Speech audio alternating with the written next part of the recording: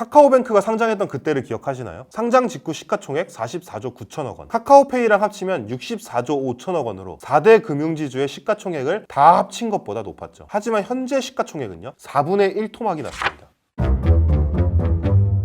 카카오뱅크가 상장 직후 엄청난 돌풍을 일으켰던 것은 상장에 성공한 1호 인터넷 전문은행으로서 카카오톡을 등에 업은 엄청난 접근성과 편의성, 그리고 그에 따른 성장성을 매우 높게 평가받았기 때문일 겁니다. 하지만 카카오뱅크의 역할은 투자자들이 기대했던 절대자가 아닌 매기였습니다. 카카오뱅크라는 매기를 만난 기성금융사들은 저마다 그 매기에게서 살아남기 위해 디지털 트랜스포메이션에 박차를 가하기 시작했고, 지금 와서는 사실 제도권 금융과 카카오뱅크 사이의 차이는 점점 희석되어 가고 있죠. 사실 우리가 금융 어플 쓸 때라고 하면 대부분 송금할 때인데 어플 켜고 송금 버튼 누르고 지문 인식하면 보내지는 건 전부 다 똑같잖아요. 뭔가 카카오뱅크 어플이 좀 더 직관적인 느낌이 있긴 한데 이건 느끼는 사람마다 다 다를 테니까요. 업계에 매기 역할을 했다. 분명 엄청난 업적이죠. 하지만 그걸로 끝나버렸다면 그리 마음에 드는 성과는 아닐 겁니다. 매기가 다른 물고기들을 건강하게 만들 수는 있었지만 결국 다른 물고기를 잡아먹지는 못했던 거니까요.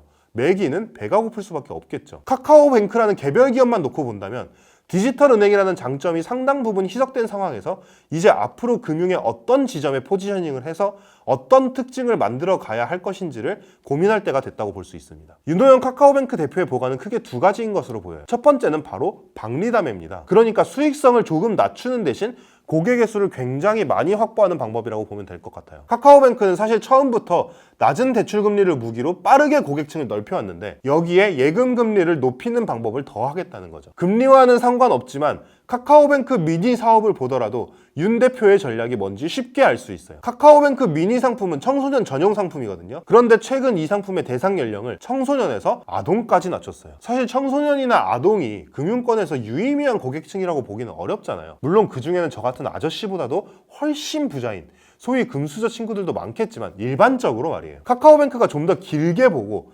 고객층을 넓히는 데 집중하고 있다는 것을 보여주는 좋은 예시죠. 두 번째는 바로 생활밀착형 금융 서비스 제공입니다. 요즘 진짜 자주 보이는 금융상품 가운데 하나가 바로 카카오뱅크 26주 적금인데요. 카카오뱅크는 이 26주 적금 상품을 혼자서만 하는 게 아니라 유통회사, 이커머스 회사, 항공사 등과 연계해 적금을 들면 생활에서 필요한 서비스들에서 우대를 받을 수 있는 그런 상품으로 만들어 나가고 있죠. 카카오뱅크가 성장할 수 있었던 가장 중요한 무기가 바로 모임 통장이었다는 것을 살피면 카카오뱅크는 생활 밀착형 금융 서비스의 가능성을 매우 높게 보고 있다고 해도 무리한 추측은 아닐 겁니다. 물론 카카오뱅크의 모임 통장은 카카오톡과 연계하면서 더 클 수 있었다는 특징이 있고 26주 적금은 카카오톡과는 큰 관계가 없다는 차이점은 있지만 어쨌든 카카오뱅크가 금융 소비자들의 생활에 좀 더 깊숙이 다가가려고 노력하고 있다는 것은 확실해 보입니다. 윤 대표는 올해 4월 열린 기자간담회에서 카카오뱅크를 단순한 금융 애플리케이션이 아닌 생활 필수 앱으로 만들겠다 이렇게 말했거든요. 생활 밀착형 금융으로 나아가겠다는 의지를 아주 명확하게 보여주고 있죠. 그 과정에서 어떻게 보면 카카오뱅크의 가장 강력한 무기인